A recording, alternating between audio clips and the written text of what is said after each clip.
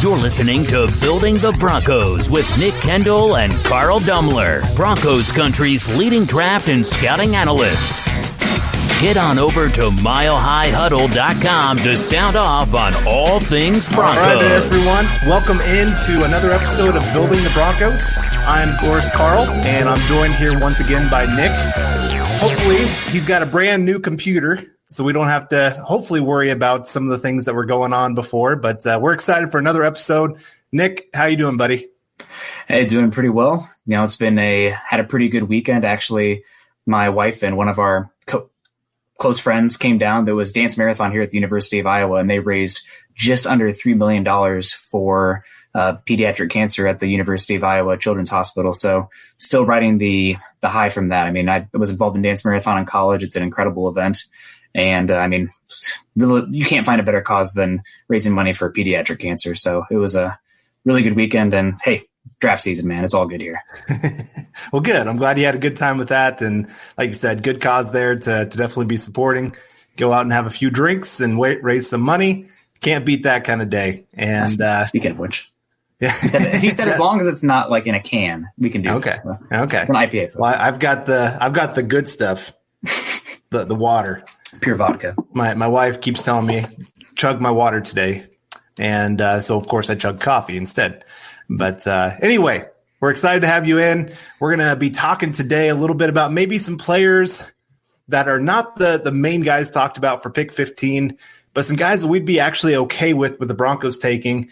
And so if anybody wants to chime in on who's some unknown or not unknown, I guess, but more not guys discussed for the Broncos, then hit us up in the comment section. And but make sure you can follow us on Twitter. You can find me at Carl Dumler MHH and Nick at Nick Kendell MHH. And you can follow the Twitter account at BTB Football Pod. And make sure you subscribe to our show and wherever you listen to podcasts, because, of course, this goes onto the podcast, not just the live show. And also know that this is powered by Overtime Media. This is the Overtime Podcast Network. All right, Nick.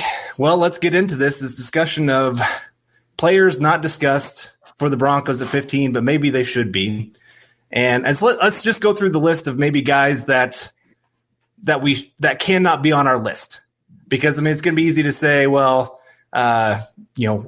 we don't discuss Chase Young, but yeah, it'd be nice to have Chase Young at pick 15.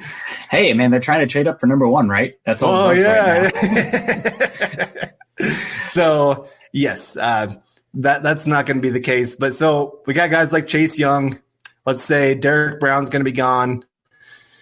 Let's talk Isaiah Simmons going to be gone. Jeff Okudah is going to be gone. Let's see, who else we're talking about? Probably Jedrick Wills. Probably. Yeah. Joe Burrow. I mean, I guess, and we're listing off the guys also that are the usual ones as well. So then that takes like Tristan Wirfs off the board, Jerry Jeudy, CeeDee Lamb. I know, I'm sorry. Henry Ruggs is another that it takes off the board. Any of the quarterbacks, Joe Burrow. I mean, none of those guys have been listed with the Broncos, but obviously those aren't going to be the picks for the Broncos. Who else are we thinking here? I think it's a pretty good list. Maybe Kinlaw. Oh, yeah. But, he's been mocked to the Broncos a lot.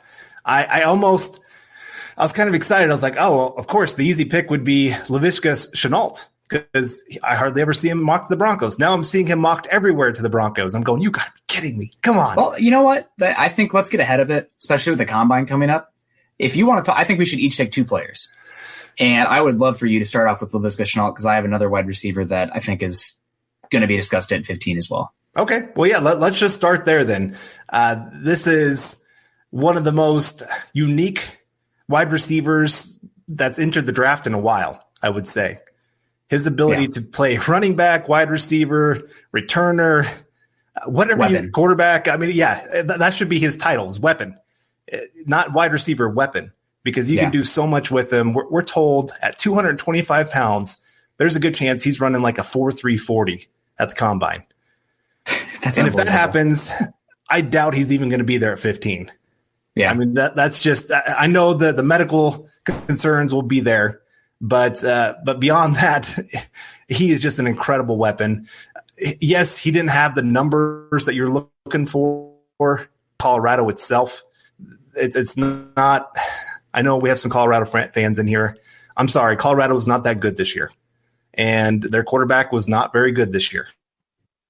Times that Chenault was wide open and nothing. It just couldn't take advantage of him. They used him in different ways that just didn't help him out at all. I mean, teams is pretty much you stop Chenault, you stop their offense. And so, again, there's a lot that played into his low numbers. But beyond that, again, he is a great wide receiver, runs pretty good routes. Not the greatest route runner by any means. He's still pretty raw in that area.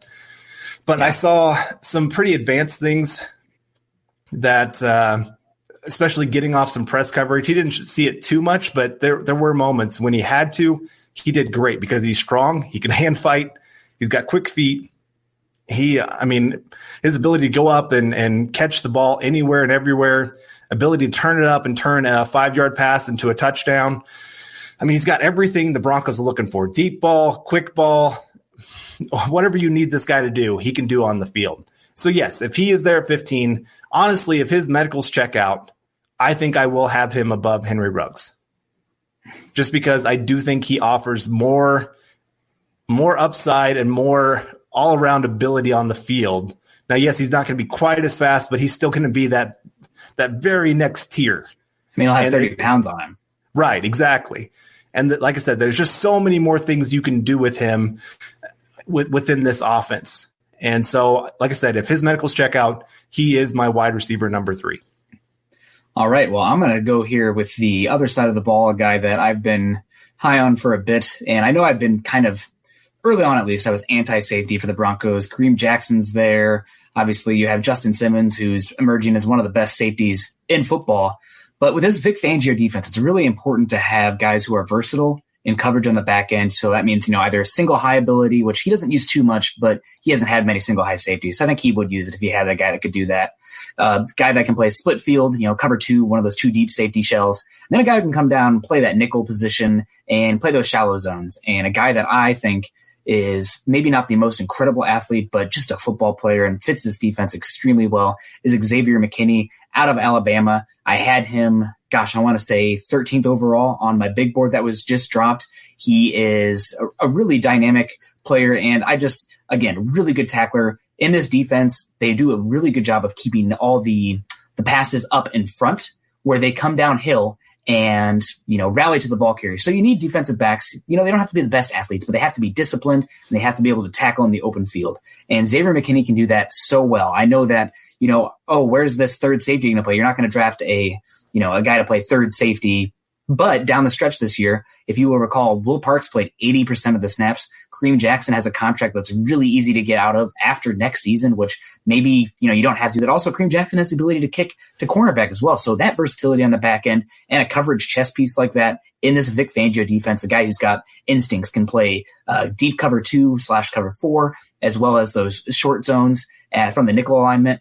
That's just a guy who fits perfectly with this defense. So maybe he's not the guy I'm not, in love with at pick 15 at this point. I don't know if he's got the total athletic dynamic ability of, let's say, a Derwin James, a Jamal Adams kind of safety that could kind of project in that similar role. But, man, I really like McKinney. I think you could do far worse in this class. He's my second best defensive back in this class.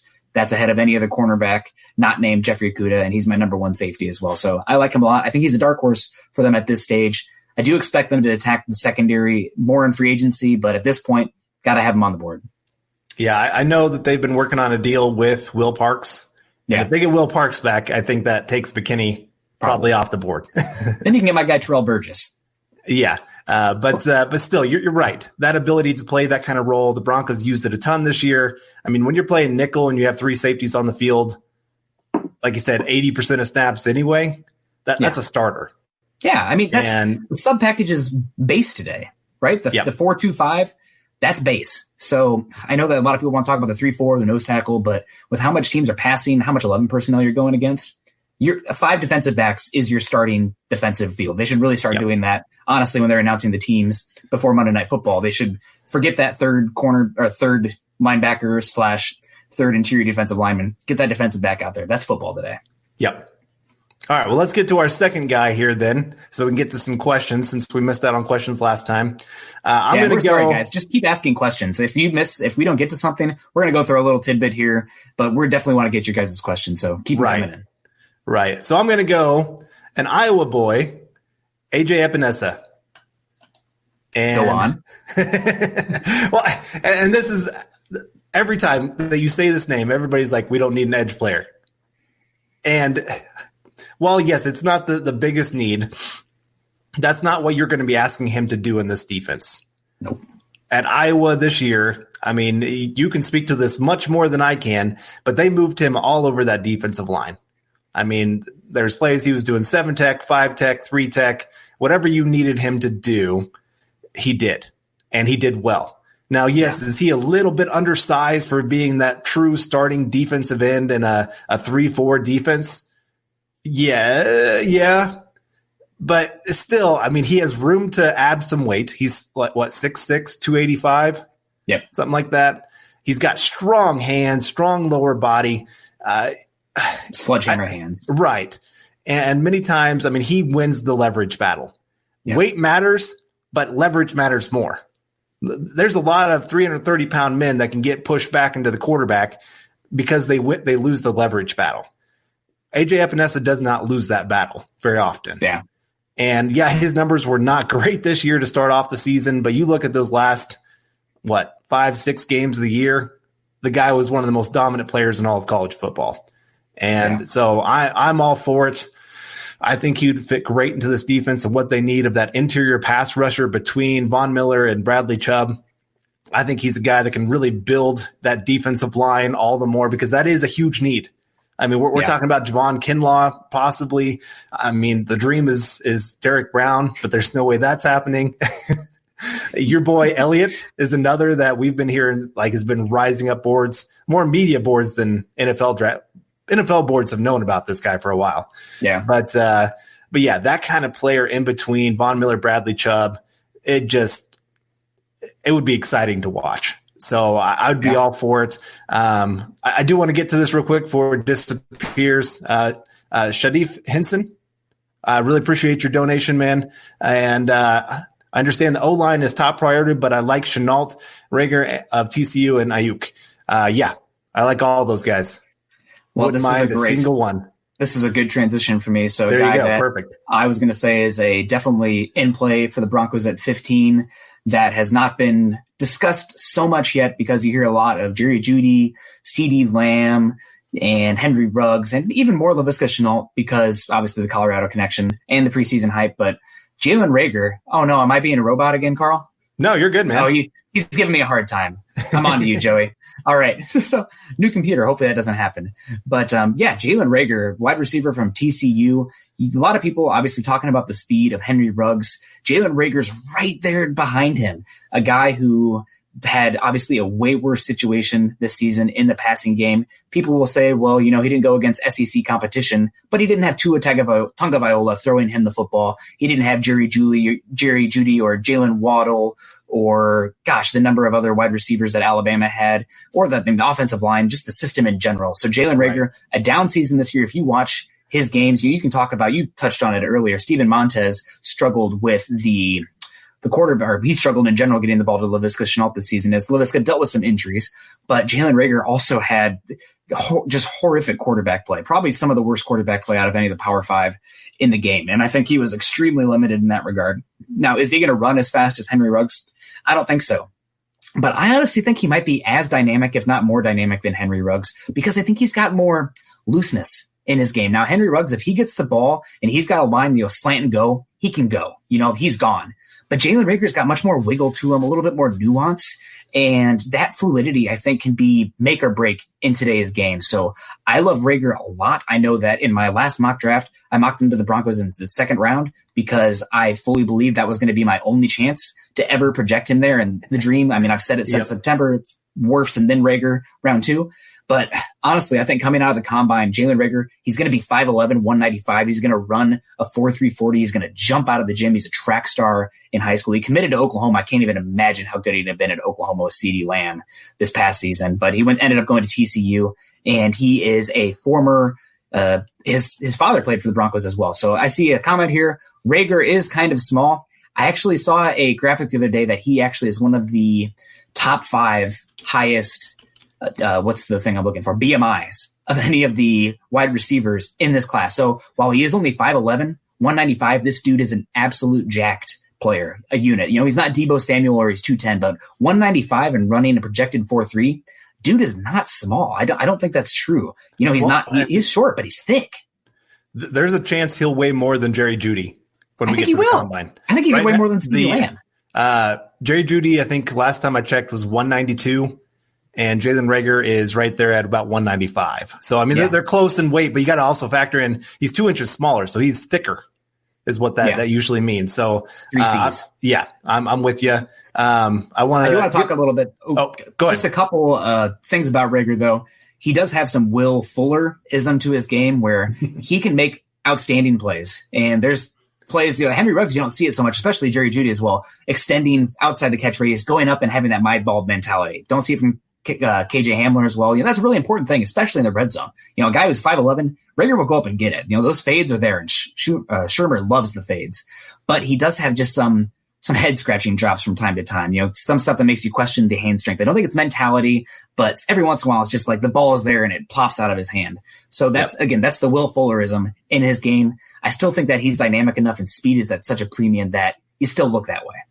Yeah. So I think he's a dark horse at 15. I think Woody Page talked about him coming out of the combine. And if you guys recall last year, Woody Page linked Drew Lock to the Broncos coming out of the combine as well, saying that Elway loved him. So I think Reagor is a guy that potentially Elway might have his eyes on as well, especially if he leans into the non-Alabama kind of stance that he's taken so far. Granted, small sample size still, but that's where I'm leaning. So my guys, right. Xavier McKinney, I guess Alabama. Let me shoot myself in the foot there with that statement. And then Jalen Reagor, and for you, AJ Epinesa, defensive lineman from Iowa, and Laviska Shenault. Yeah, of course, Colorado. Yep. And you're right. I mean, those guys, once they run at the combine, their stocks are going to skyrocket. So right now, somebody will be there, though. Somebody will be, yeah. But it is one of those where before the combine, everybody's like, oh, who is this guy? Why in the world would you be talking about him? And then all of a sudden they go run great. Like John Brown was not talked about as a top 10 pick until he ran great at the combine. John Ross, sorry. John Ross. John Brown, if he played at Power 5 football, he played at Pittsburgh State or something. Still ended up like a third-round pick. So, I really like Reagor a lot. And 15 seems rich right now, but I think after the combine, that's not going to be the case. All right, well, let's get to Paul. Paul's always been a fan of the show. Really appreciate you, Paul. Paul. But that's my guy. Great work, my friends. Much better audio. Thank you. Any defensive tackle sleeper at 15? I think we just talked about the guy, AJ Epinesa. I can't see beyond Brown, Kinlaw, and Epinesa. There's not another guy that's worth the top 15 pick. Maybe they trade down for Ross Blacklock. Like I've seen him get some first round hype, but he's got injury history. You would talk about injury history. He has injury history as well. So not the best interior defensive line class. However, it's a really good interior defensive line free agency class. So I'd be shocked if they didn't walk out with 2 guys that you could feel pretty solid about down the stretch here. And also Draymond Jones played really good down the stretch as well. So, defensive line, if they go that way, it's great, but it's not make or break. This is the Overtime Podcast Network. All right. Well, let's I'm trying to scroll back up because I don't want to miss the early people getting questions in while we were chatting so much. How did you guys feel about Jeff Gladney? Stretch. I can't get it to show for some reason. There it goes. From Chris Clark. Really appreciate the questions. Okay. We actually came up with a list of guys before the show that we were thinking about talking about, and Gladney's name came up. Now, I don't quite think he's worth that 15th overall pick because he is pretty raw at the cornerback position. Yeah. But you talk about, again, this draft, what guy is not fast? Gladney, again, he's another guy that's expected to run a 4.3. And if we're talking about needing to try to stop the Chiefs and especially Tyreek Hill, then you need some speed at the cornerback position. And Jeff Gladney, I would rather get him in the second round. I just don't think he's quite valuable at the 15th overall pick. But, I like the guy a lot. He's just in that in-between area that I think the Broncos are probably going to miss out on him. if the Broncos trade down to the playoff team, Jeff Gladney is 100% a guy that I will be here for. But I think that probably too early for him at 15 for now. However, I'd be 0% surprised if he ended up being my cornerback 2. Right now, he's my cornerback 3 because I think he is a great fit for this scheme. And he's feisty. He really reminds me of Jair Alexander, who is another guy who's a little bit diminutive, but man, he barks constantly. And I love that. I know that Denzel Mims said that the toughest guy he went against in his career at Baylor was Jeff Gladney. So watch for him. It's after Jeffrey Okudah. It's a huge hodgepodge of different cornerbacks. We'll see how it ends up shaking out, but that'll be an interesting one. I like Gladney a heck of a lot. 15 right now feels a little early. If he kills it at the combine, I could be talked into it. I like him that much, but right now he's more of I just like that second tier of cornerback so much that I don't want to take the first guy off that second tier. If you can trade back and get some more value, maybe some 2021 capital as well, then we're talking. But 15, maybe a little bit early for me. Yeah. I did want to get to this one from Blake Ristow. Is there any word about number 72? Of course, talking about Garrett Bowles. Are we getting rid of him? No. Right now, there's the conversation is whether to sign him up for his 5th-year option or not. That's a good question. Yeah, that'd be probably a bigger question that's going to happen right now. Thankfully, they can wait till after the draft to make that kind of decision, so they can kind of see what kind of guys they get free agency draft wise. But right now, Garrett Bowles, I think it's a pretty big lock that he's going to be the starting left tackle for the Broncos in 2020. Now, beyond that, we don't know. But 2020, I'd say it's about a 95% chance that's what's going to happen. And he played pretty well down the stretch. I think that obviously the beginning of the season was not good. There's a little bit of PTSD going on there because he has struggled. He'd be the first to tell you, but he hired his own personal coach whose name is escaping right now. I want to say it's Laser. Maybe that's the wrong one. Former offensive line coach of the Bengals, now his own personal offensive line coach. And he played better down the stretch. So obviously, I want to evaluate him when the right tackle position isn't such just an absolute black hole that it's been, because right now I feel like teams are attacking the right tackle because right tackle is such an issue. I mean, Elijah Wilkinson, bless his heart, he was really bad last season at right tackle. Might get a chance at guard this year, but really struggled. And when that happens, teams are like, Garrett Bowles, we could probably beat him, but this guy on the right side is getting absolutely whipped right now. Why wouldn't we scheme to go against that guy? So that might be part of Garrett Bowles doing better. Also, they did more protection with tight ends, chips, running backs, et cetera, et cetera. So we'll see, but by all indication, listening to Elway, listening to anybody, but Ben Albright, Cecil Lamey, Eric Trickle, that doesn't matter. They're all saying that Garrett Bowles is probably your starting left tackle in 2020. It's a make or break season for him. Right now, if he plays, I guess this will probably be a topic another time, but I do want to ask you, right now, would you extend or give him the 5th-year option?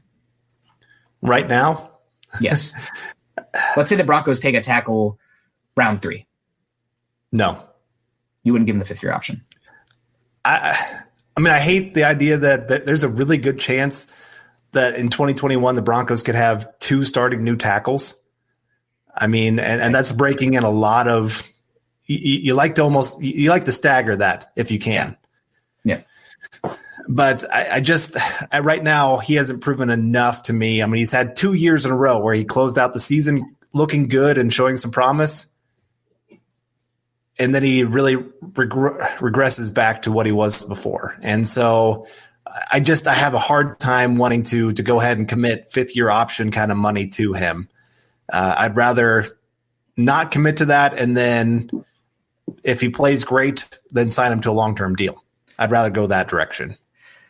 For me, I think the biggest thing is right now he is a value on his deal. I mean, say what you want. He played average left tackle last season, and he's making way less than average left tackle money. I mean, imagine if you paid Nate Soldier. I know using a first-round pick and 20th overall, you haven't gotten the return you want, especially when Ryan Ramczyk is doing as well as he is with the Saints. But what's the one thing that the 5th-year option is guaranteed for, Carl?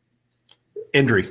What's one thing that has not been Garrett Bowles' issue? Right. He hasn't been injured. And so, I honestly might be leaning that way, and I feel like I'm going bananas even saying that. Probably half the people will log out. But if he can play average level left tackle for that 5th-year option level, that's value. I mean, that really is value. So, it's not great, but it's unfortunately, I mean, we've talked about it on our show many times that with the offensive line, sometimes it's just being good enough. It's not that you have to be elite to be a great offense. The Chiefs and the 49ers showed that. They didn't have great offensive lines. Nope. 49ers closer than the Chiefs. But the Chiefs were one of the most explosive offenses in football. And beyond Schwartz, they had nothing. Yeah. I mean, Fisher's not any better. Absolutely destroyed by Nick Bosa. Absolutely eviscerated. He is not much better than Garrett Bowles. He's not better. He's not better. So, yeah, that's just things to keep in mind there with some of that. I do want to get to this here then. Terry Randall, hey, really appreciate it. A lot of mocks have Kinlaw going between 10 and 14. Is he worth trading up for? Cornerback or CBS, sorry. It's hard to keep all those. I mean, he's talking about Fulton. Yeah. I give you a CBS has us taking Fulton at 15. Thoughts, state of being. So one, let's start with the Kinlaw discussion of whether he's worth trading up for. I'll take this one first. Okay. I do like Kinlaw a lot. I think he's got as much upside as anybody in this class from an interior defensive lineman.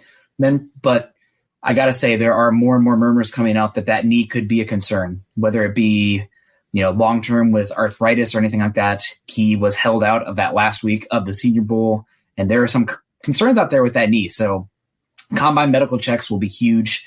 I don't think I trade up for him, but man, a guy that size, if he has knee troubles already, knee pain already, I think that's different than wide receiver even. That scares me more than a wide receiver with pain. So I wouldn't trade up for him, but I am definitely intrigued by him at 15 if he falls there, because, I mean, a guy that can play 5 technique down to, I mean, let's be honest, in sub package, he can line up over the center at nose tackle. He's 6'7". That's a little bit of a leverage loss right away, but not such an issue against the pass. So I would probably not trade up for him, but if he's there, I'd look long and hard, even if that knee is a little bit of a concern because the upside is that immense. For cornerback, another guy with an injury concern, maybe Fulton, shoulder injury. We'll see more at the combine, but right now, if there's any defensive back I'm taking at 15, not named Jeffrey Okudah, it's probably Xavier McKinney, just because the versatility he has. I like Fulton. I just don't like Fulton. Yep. Do you like him? No, you're right. I'm in full agreement with you.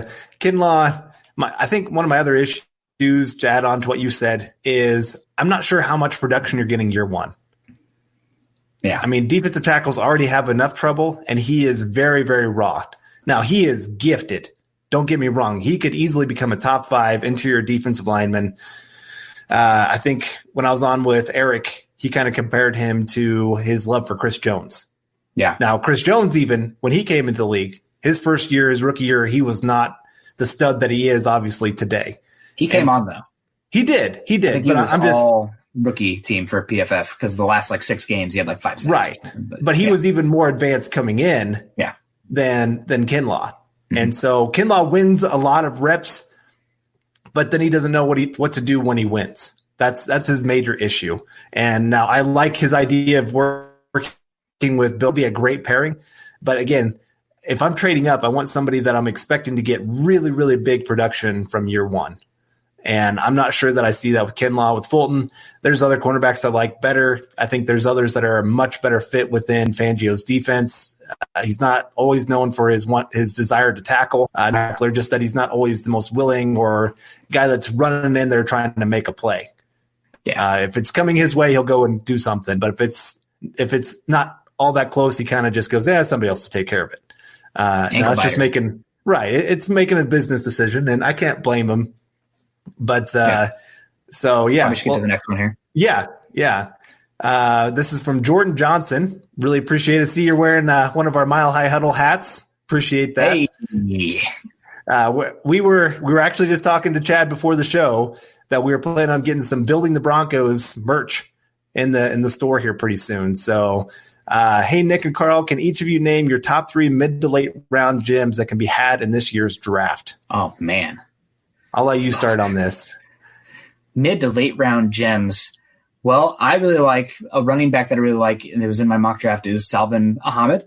He's supposed to run a 4.3 40 and has a lot of tread left on the tires. He was a running back at Washington. They utilized him pretty well in the pass game, but that speed, I'm sorry, guys. I know it's kind of a common thought process / cliche that you want to stack, thunder and lightning I think if you're going to use the run game in today's NFL, it needs to be explosive. So those guys, those plotters, I'm done with them. I need to stack speed on speed. I need multiple guys that can be explosive anytime. I think you can generate, that 4th and 1 with the quarterback if you need to. Granted, maybe that's me coming back to Iowa where Nate Stanley just killed it on 4th and 1 this year on all the sneaks.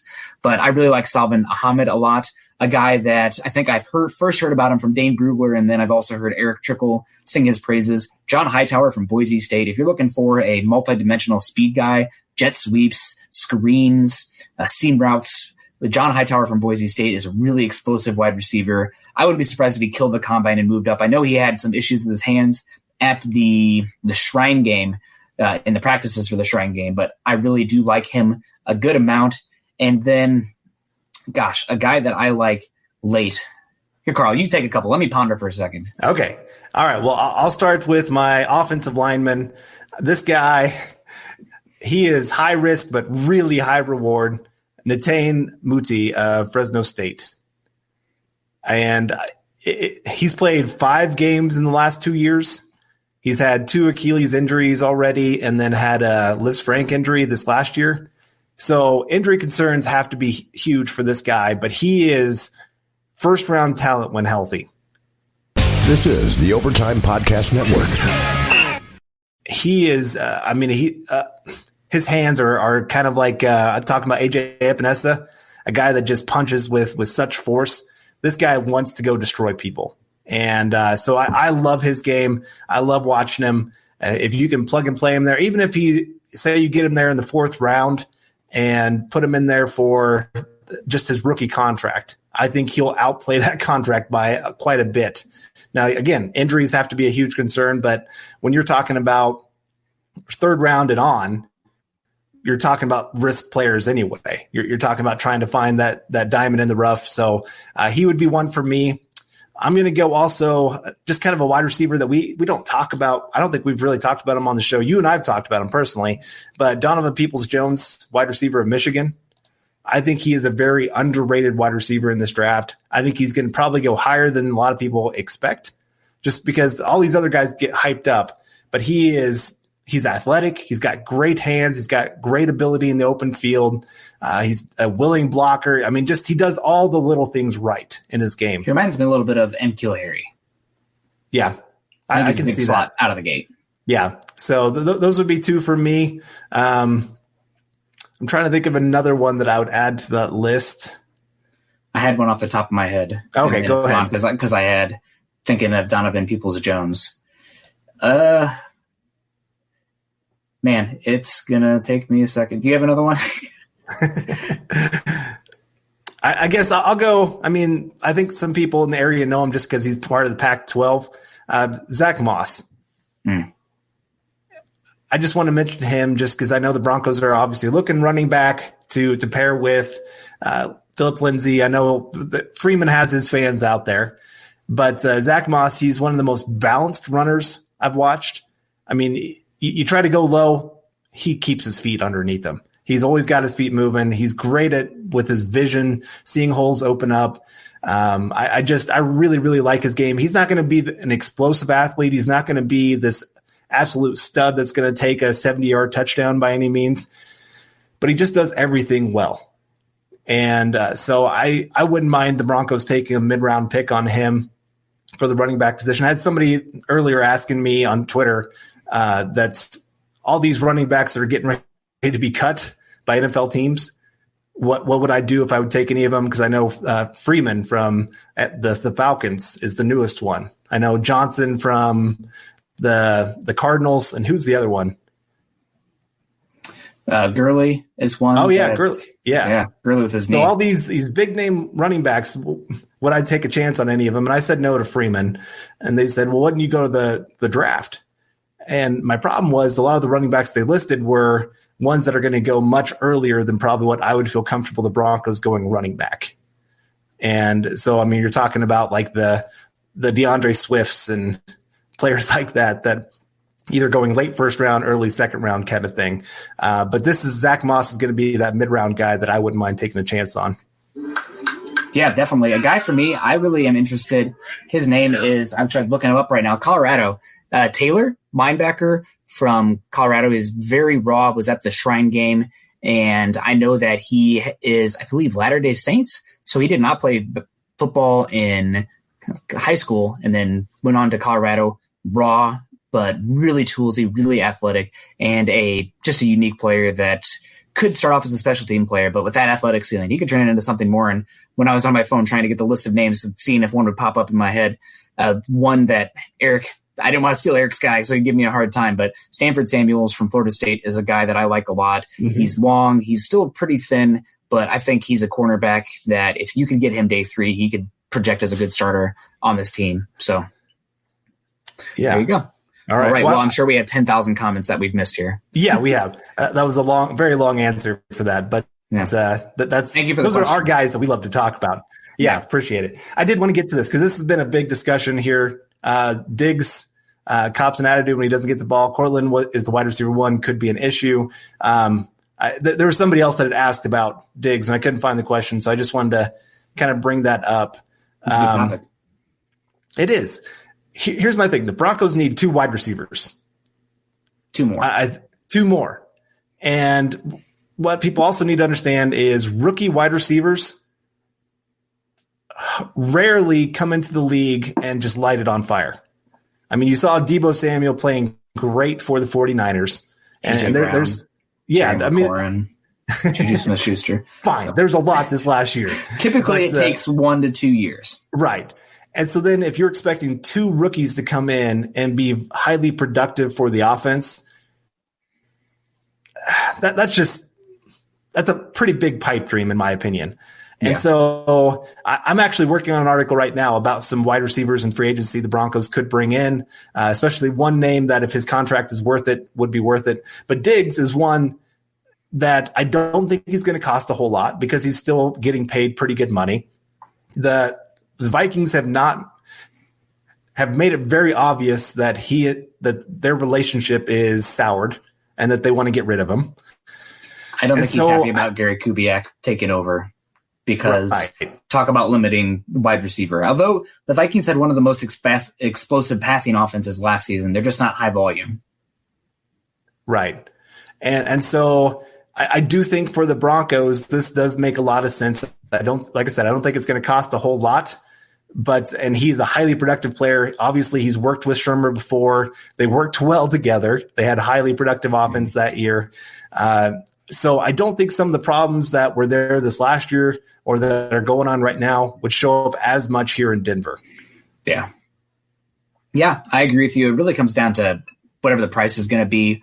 But if you want to talk about adding a player that really complements Sutton quite well, can play that Z spot, maybe even kick in a slot from time to time, and obviously knows Shermer. That's a big thing. I would love Diggs. He's super dynamic. He's a great route runner, and he can win short or deep. I mean, I see some people here talking about Robbie Anderson and Brashad Perryman. Here's some names. You're talking about adding speed to the offense. That's nice, but I want a guy who can do more than run a straight line. You can find those guys, and those two also have issues getting off press, which is a whole nother topic entirely. But you need multi-dimensional speed. A guy who can just run a 9 route, that's nice every once in a while, but defense knows it's coming. You need guys who can run posts. You need guys who can run double moves. You need guys who can run the drags. You need guys who can run curls and outs. I mean, there's just so much that you have to do that. Having speed is nice, but it's that multi-dimensional speed where it can be off a jet sweep or a screen, et cetera, that I like. And I think Diggs, while he isn't, explosive like a Henry Ruggs or whatever, he brings speed because he just has so much control in his agility. So I would love him a lot. I don't know if I'd be willing to give up more than maybe those last 2/3. I would consider it then because his contract, he's under contract for, I think, 4 more years. The Vikings eat a good amount of that because there's a high amount of that. His contract is signing bonus, which will be dead cap for them. And there's also some risk bringing him on because he's had issues. I mean, we've had a diva wide receiver here for a little bit, Emmanuel Sanders. Sorry if that's breaking news for some of you guys, but he was a diva. And they did okay when the ball was going his way. But if you're not winning, if you're not on a good offense, that can get a little hairy. So there's risk there. I know that. But the chance to bring in a truly dynamic 1B to 1A. I mean, Courtland Sutton's 1A. He might be one of the better players on this team, one of the more valuable players on this team. Right. I would love to bring in Diggs, and I still think wide receiver would still be on the board in the first, but it makes it so that you can play the draft game a little bit more, because I see all these people like, oh, it's a good deep draft. You can wait till round 2. And that's true. But if you're looking for a guy that can play wide receiver 2 year 1, I don't know if you're going to get that guy round 2. And your chances of getting that guy round 2 drop dramatically. So, and there's so many wide receiver needy teams from to 20 all the way to 40. So getting that third tier of wide receiver, I don't know. So getting Diggs, I'd be all for it. Granted, a little bit of concern there because he's had issues on a good team. How would it be on a not good team? Not that the Broncos aren't going to be good, but that scares me a little bit. Yeah. Yeah. All right. Any questions sticking out to you here that we need to? Yeah, guys, drop questions in here. Carl, I've been letting you handle it because I don't want to jostle around my computer too much. Okay. Well, I'll get to this just because we appreciate the donation here. Josh. A lot. Thank you. Alstrom. There we go. Hey, that's a good one, Carl. And was it Antonio Gandy Golden? I'm not sure. I think I maybe missed a little bit of that conversation. But he would be a nice player to add to the Broncos there and those mid-round picks when we're talking about some players that might really fit the Broncos well. Again, thank you for your donation there. But I wouldn't mind him being with the Broncos because, as somebody else kind of said here, that he's one of those versatile players that can do lots and lots of things on the field. And so did Gibson, especially. Yeah. From Memphis. I'm curious to see how quickly he can be implemented. But, if you're looking for a poor man's Laviska Shenault, that's probably the type of route you'd see or the role you'd see from him pretty early on. So, all right. Yeah. Go ahead. Yeah, you're killing it. And then I just I'll keep doing it. Yep. My hands are busy, Carl. I don't know what to do with my hands here. I know what to do with mine. But Sharif Henson, appreciate the donation. Again, I think I maybe missed a little bit of this conversation. Corey Littleton, I know. I'm just asking if we should approach him, I bet. Okay. Yeah, I mean, all players should be just on the table, especially at that linebacker position. It's going to be interesting to see what happens. Yeah.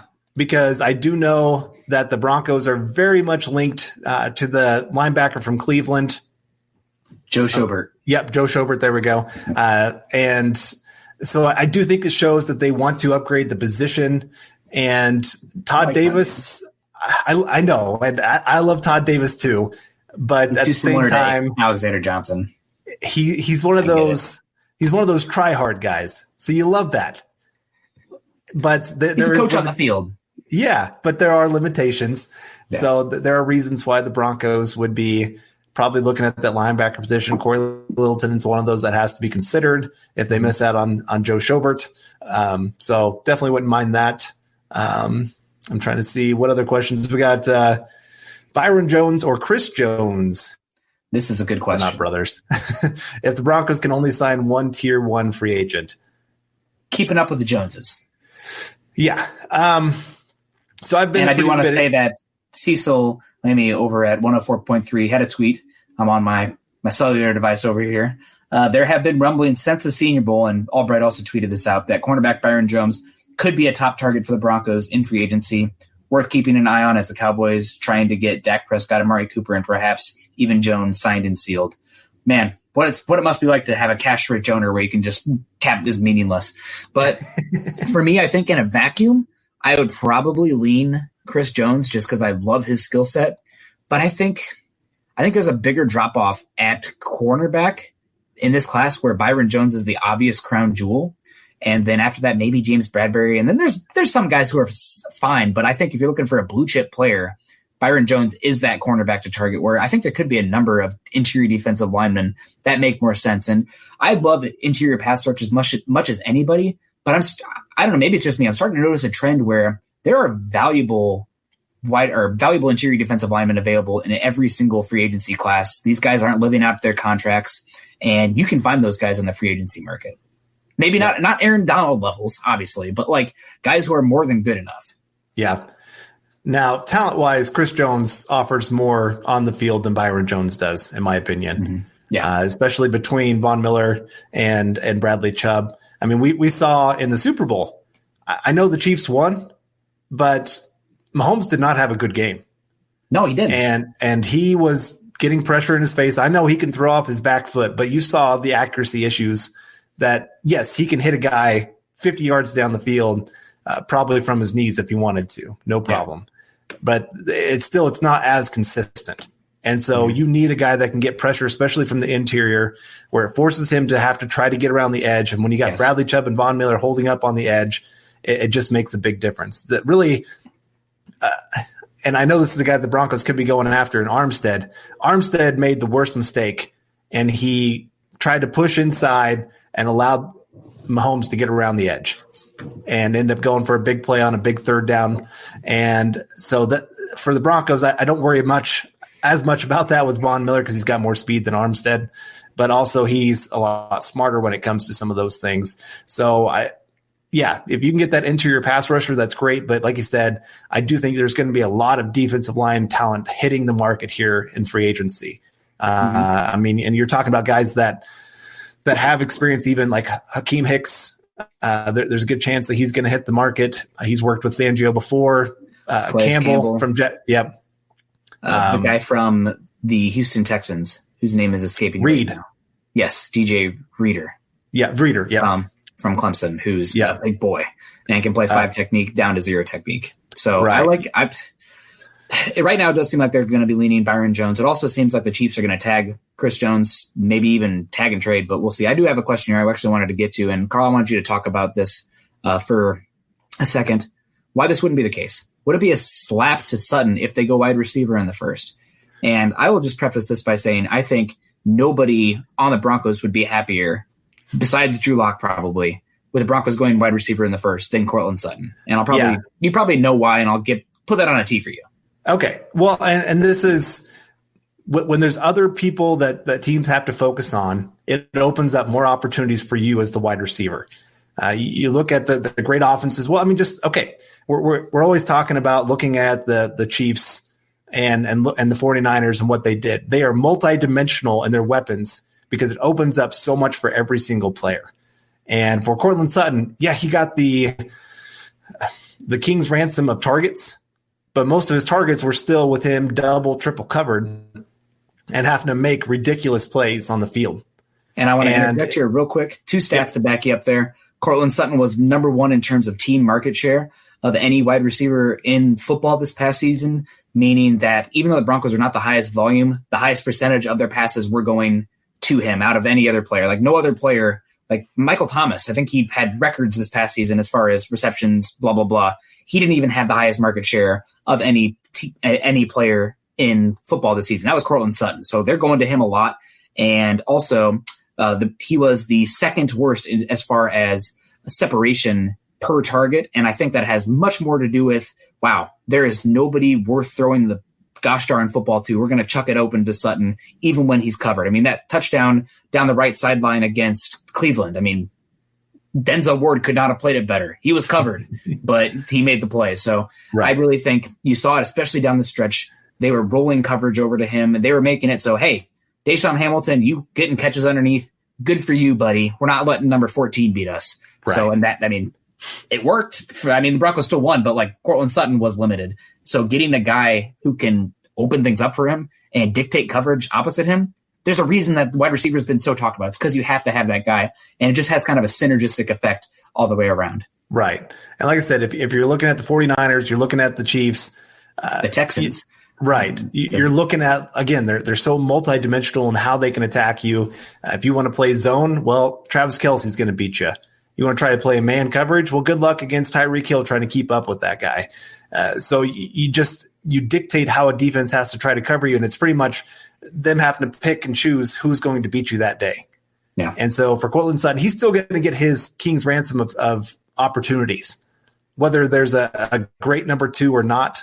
It just means that the Broncos are going to have more opportunities offensive-wise to go out there and do things. And that's the other thing is when your offense becomes more dynamic, you're not going 3 and out as much. So you're getting more offensive plays. And so as a wide receiver, you're still getting your targets.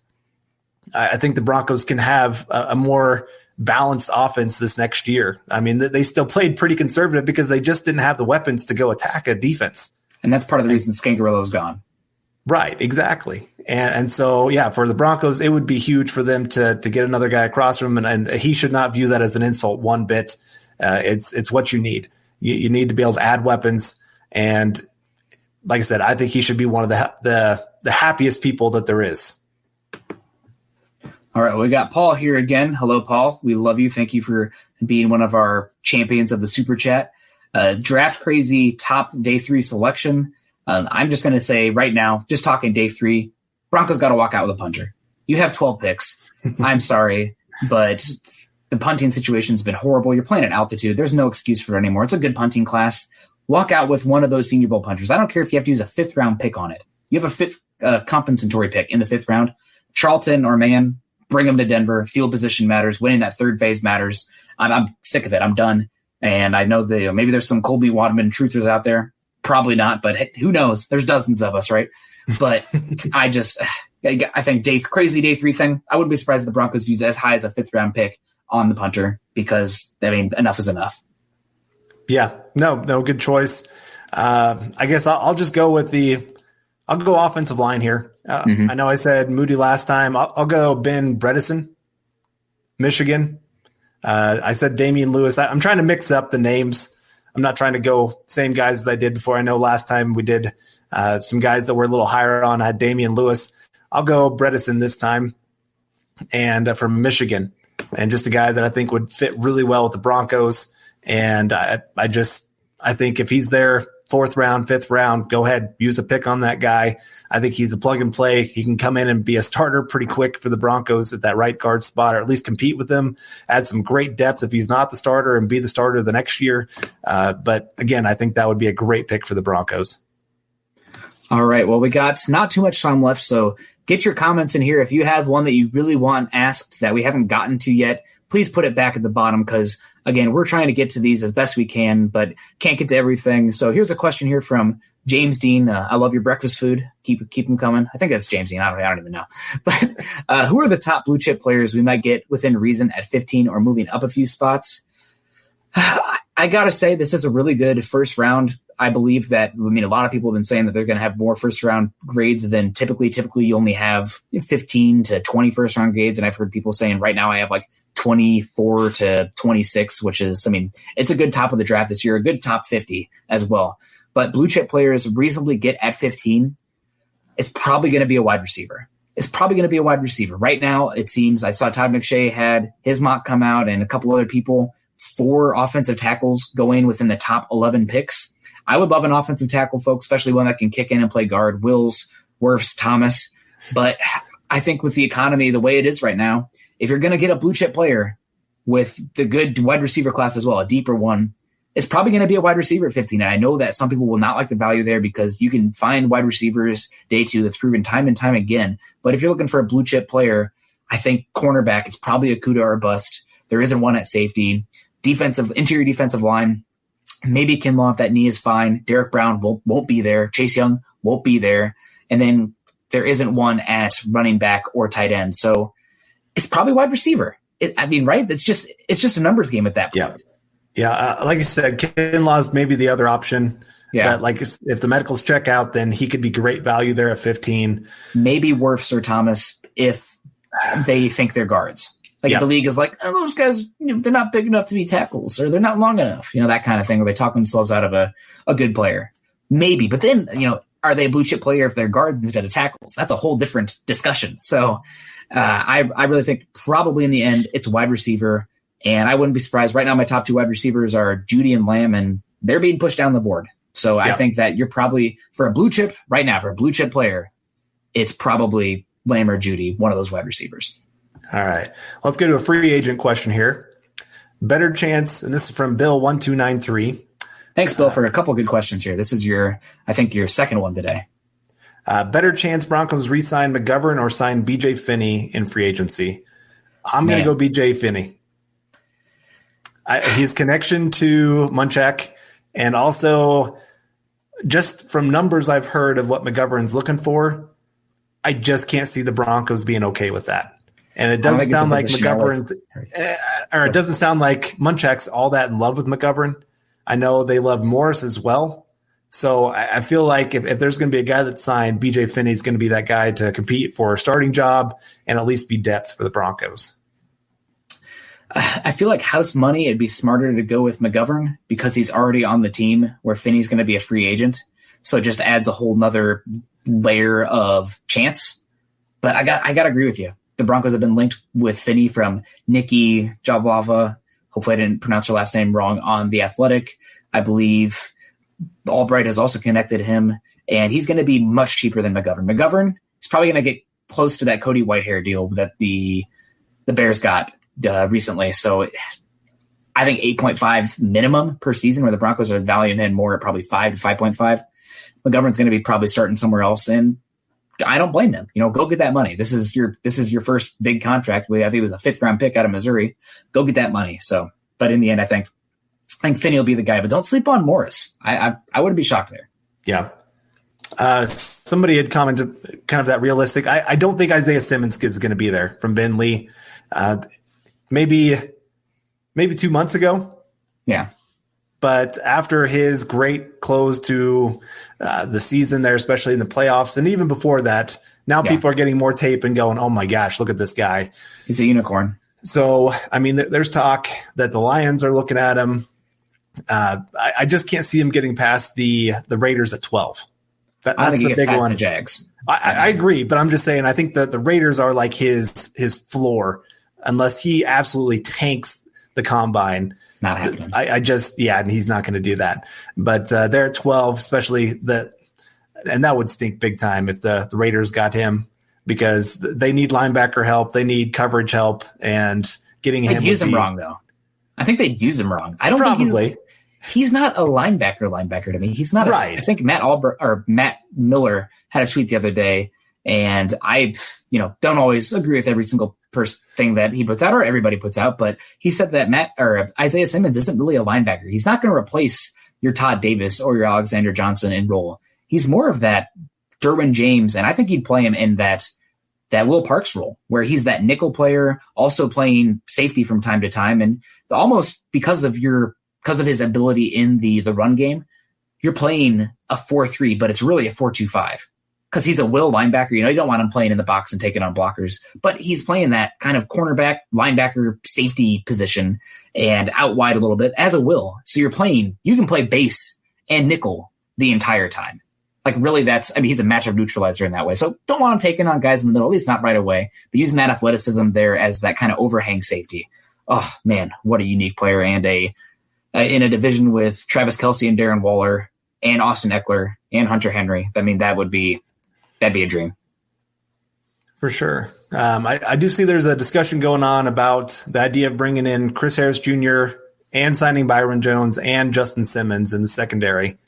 And while we do have the cap space to do that, it's also putting a lot of money into one position, and you need to be able to divide it up a little bit more. Now, that would be a great secondary, but that then probably means that either the wide receiver position is not where it needs to be, the offensive line is not where it needs to be, the defensive line, especially, that's where it's going to get hurt. Yep. And right now, the Broncos, I would almost say defensive line is a bigger need than cornerback. It's neck and neck. It's close. Yeah, it is. And so if you put all of that into one position, again, you're setting yourself up for a very difficult conversation, and you're really having to hope a bunch of rookies just absolutely hit. And then you're also going into the draft and saying we have to get somebody at this position, which causes teams to have to reach. And so I can't get behind quite that. You can either sign Byron Jones or Chris Harris Jr. I just can't see you signing both. Yeah, nope, I agree with you. And right now, Mike Purcell was one of the better run-stopping nose tackles last year, but he's closer to a Jag than anything else because he doesn't really offer much as a pass rusher. And so right now, they're 5 techniques. I mean, who's playing 5 technique? I like Draymond Jones a lot, I think, going forward, but I think I like him much more as a sub-package rusher where you're not asking him to 2-gap and play in that regard a lot. So I don't think you're probably going to see them sign Chris Harris Jr. and Byron Jones.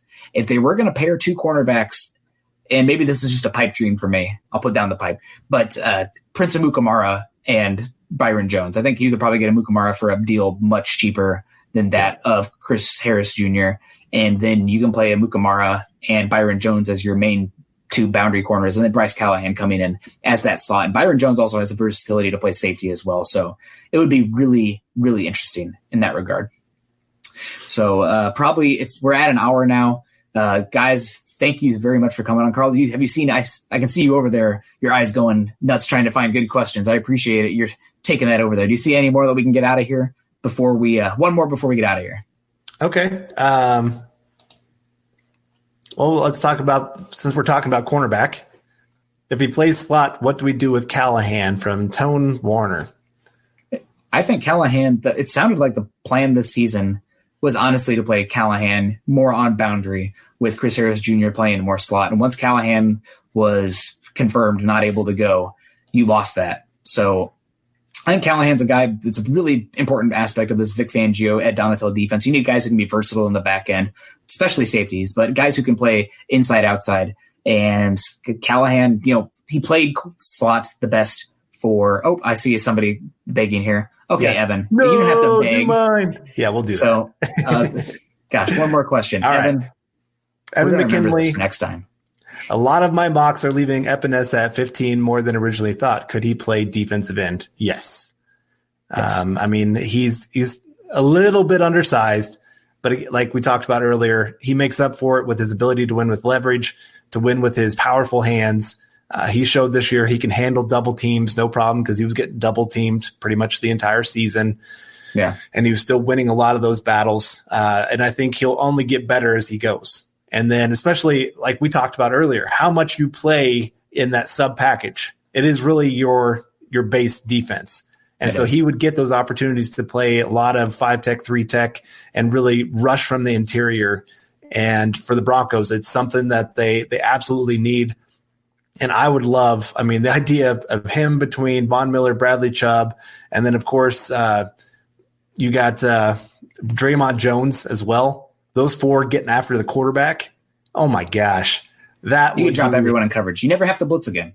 Right. Yeah, you don't. You really don't. They're going to have to do max protect to stop four guys. Yeah. And I do think he could play defensive end. I think he would be a sneaky great pick there at 15 that I think is very underrated for the Broncos right now. And I just want to say probably the best 3-4 defensive end that Vic Fangio's ever had was Justin Smith when he was out with the 49ers. Justin Smith obviously had Patrick Willis, Navarro Bowman there, as well as Aldon Smith on that defensive line. Same draft as Von Miller, been out of the league now because he's kind of a head case. But if you get AJ Epinesa playing there 6'6", 285, he's got the frame to put on more weight. He really reminds me of Justin Smith because his hands are so powerful. Justin Smith, I believe, was the 3rd overall draft pick in, maybe 2002 or 2004, out of Missouri, drafted by Cincinnati, played that strong side defensive end for that 4-3, and then signed with the 49ers and played that 5 technique, 4-4-I, whatever the alignment is based on where they are, over the tackle, what shoulder.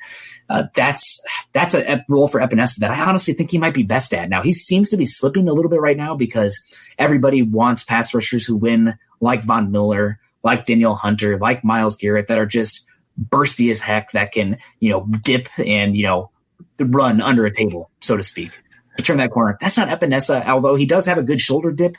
He's much more of a power player, almost kind of like Joey Bosa. Joey Bosa, I remember at this point in that draft was like, oh, he doesn't have great burst. He's not the bendiest guy. But gosh darn, he is so strong and advanced with his hands. And I think Epinesa, a bigger player, a stronger player, maybe not as bursty, might even be better at that 5 technique position than you would see him at 7 technique in that 4-3 defensive end spot. So I would have no issue with him at 15. Maybe that's me being biased as an Iowa fan, but I don't think I am. I think he's an incredible player. And I think also, again, being biased here, Iowa City, he's also an incredible person. Coaches just cannot stop talking about this kid as an adult. He'd be kind of, I don't want to, talk bad about Von Miller, but Von Miller, he's never been that businessman, so to speak. You talk to him, he's a little bit of a silly dude, which is fine. Yeah. I love him. But Bradley Chubb, there's just kind of an aura to Bradley Chubb, I'm here to work. I'm an adult. This is happening. And that I kind of get that when I've heard AJ Epinesa talk anytime. So I think teams are going to love him. I wouldn't be surprised if a team that's a little bit more multiple in their fronts, the Patriots coaching tree, Patricia, one of the Dolphins, those teams, they would love Epinesa because of he's the perfect, he can rush the passer while still being disciplined in his lanes. He doesn't have to go around you. He's going to go through you. So, man, I think at 15, I had him 11 on my big board, and him at 5 technique in this defense, man, sign me up. I would be all about it. I would love Epinesa there. Yeah. No. Chad said, take your time. Chad's just trying to get more out of it. He's trying to squeeze all this time out of us. Chad, we have wives. We have people that we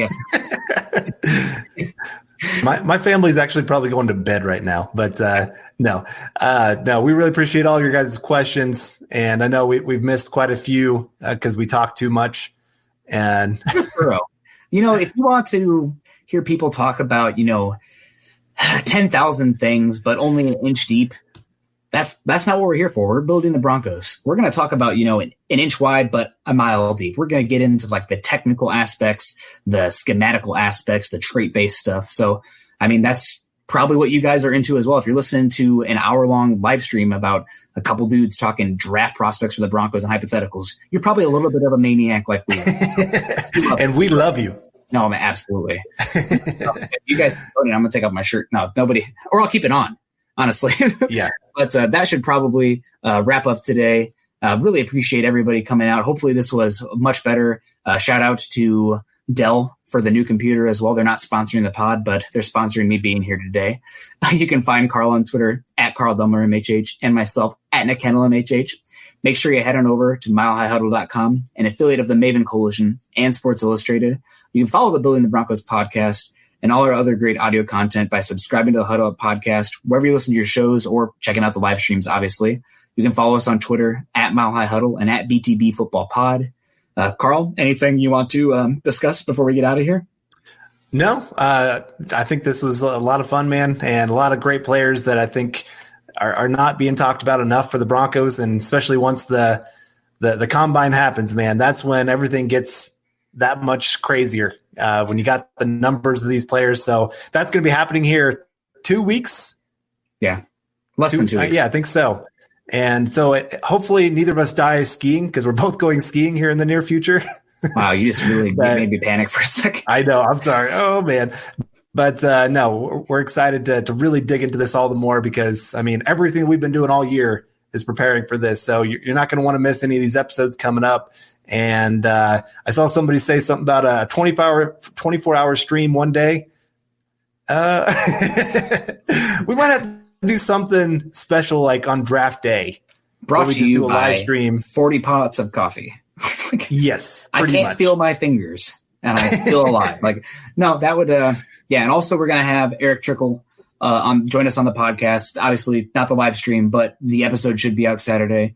And I think we're gonna go over his big board. Maybe we'll go over my big board as well. And maybe if Carl gets us a big board, maybe we can do a dueling big board thing here. Not to just spring it on him in front of all these people watching us live. So, but challenge flag thrown. Challenge it. But yeah, really, really like you guys. And also, before we get out of here, one thing I just want to shout out: Buona Beast, always on here talking really well. But the chat room is respectable, which adds so much. That's on you guys. That really means so much to me.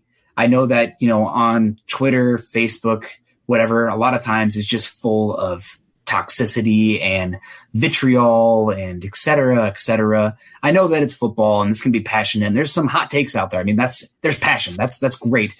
But as long as everybody's respecting each other and, really just bringing their best here, not just us, but everyone in there, but especially us. We're talking to you, Carl.